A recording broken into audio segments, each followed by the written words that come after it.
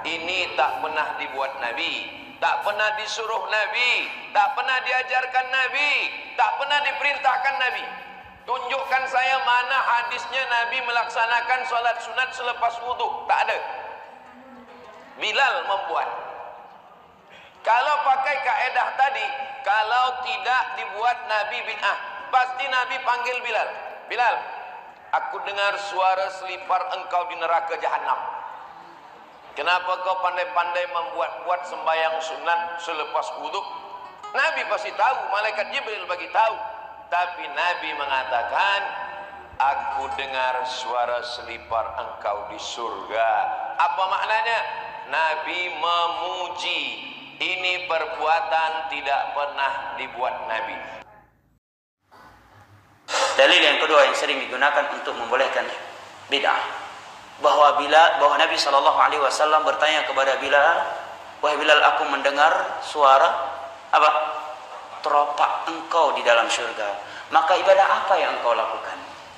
Tanya Nabi SAW. Maka Bilal menjawab, tidaklah aku berwudu kecuali aku salat 2 rakaat. Nah, ini Bilal melakukan ibadah sebelum Nabi menganjurkan. Hadisnya sahih. Maka jawabannya kata para ulama, ini syubhat udah basi ya jemaah. Udah basi. Ya, udah berlumut malah. Bukan basi lagi. Kata para ulama, orang yang berdalil demikian secara tidak langsung dia menuduh Bilal melakukan bid'ah. Ini kekejian dan kedustaan terhadap Bilal. Tidak mungkin seorang sahabat Nabi melakukan suatu ibadah tanpa ilmu, tanpa pengetahuan. Yang pertama. Yang kedua, andai kata Bilal melakukannya sebelum Nabi menyuruhnya, tetapi Nabi mengikrar, diikrarkan oleh Nabi, tidak diingkari. Ikrarnya Nabi adalah hadis, adalah hujjah. Ya, ikrarnya Nabi adalah hujjah. Tidak ada pengingkaran dari Nabi setelah beliau mengetahuinya. Ini adalah hujjah dalam Islam. Ya. Nah, kalau sekarang kita melakukan suatu ibadah yang belum ada di masa Nabi, siapa yang mengikrar? Abu Lahab, Abu Jahal. Nabi udah nggak ada. Siapa yang mengikrar? Ikrar yang menjadi sumber hukum dalam Islam hanya ikrarnya Nabi. Ikrar oknumnya sahabat saja tidak menjadi hujjah dalam Islam, apalagi ikrar sebagian oknum yang dikatakan ulama. Nabi tak pernah membid'ahkan sahabat. Nah, Ustaz, ayo. Bapak Corong jawab. Berarti membid'ahkan itu adalah bid'ah, karena tidak ada sunnahnya dalam. Tidak pernah Nabi tak pernah membid'ahkan. Ayo jawab. Alah, kau nak syubhat tentu. Bid'ah itu kaum muslimin dan muslimat dirahmati Allah, definisinya adalah sesuatu yang diadakan setelah Nabi. Makanya bid'ah tidak ada di zaman Nabi. Makanya keliru ketika orang mengatakan Bilal bikin bid'ah disahkan oleh Nabi. Bid'ah itu setelah Nabi, harus duduk. Ini kalau salah di definisi, salah ngerti, salah rumus, salah natijah.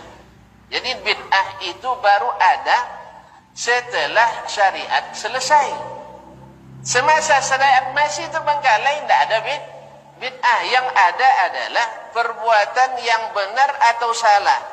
Yang benar ditakrir Nabi menjadi sunnah takririyah.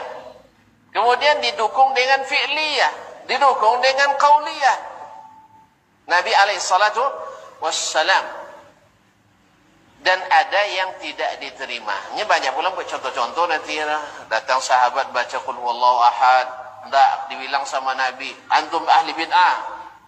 Tapi orang Wahabi bilang ahli bid'ah. Itu dibanding-bandingkannya. Cuma lupa dia banyak masalah yang dilakukan sahabat Nabi tidak terima. Tapi Nabi bilang bid'ah? Tidak, karena bid'ah itu ada setelah Nabi. Sama dengan ijma'. Ijma' tak ada di zaman Nabi loh. Mana yang pernah belajar sufiqi kadang-kadang mah. Ijma' itu tak ada di zaman Nabi. Ijma' itu baru ada setelah Nabi sallallahu alaihi wasallam. Makanya dalil di zaman Nabi ada berapa? Yang belajar usul fikih, nyawa atau tuduhan ada usul fikih itu syariah. Dalil di zaman Nabi ada berapa? Duanya. Alah, kenapa kurang cik? Yang ada di zaman Nabi satu, Al-Quran. Dua, sunnah. Ketiga, Al-Qiyas.